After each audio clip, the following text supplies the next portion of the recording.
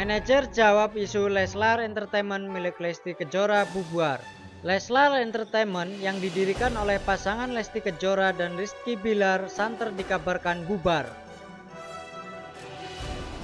Kabar bubarnya Leslar Entertainment mencuat setelah para karyawan Lesti Kejora mengunggah kode pamitan melalui akun media sosial.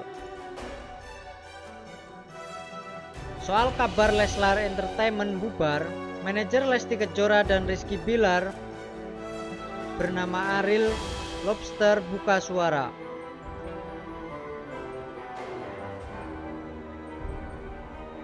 Mereka mengurangi aktivitas karena satu sama lain,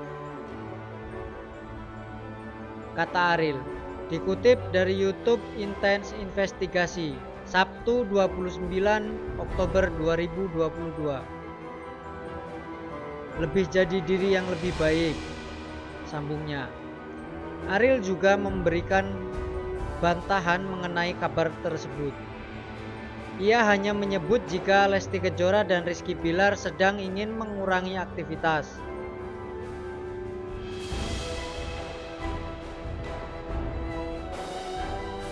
Keduanya kini disebut lebih memprioritaskan hubungan rumah tangganya.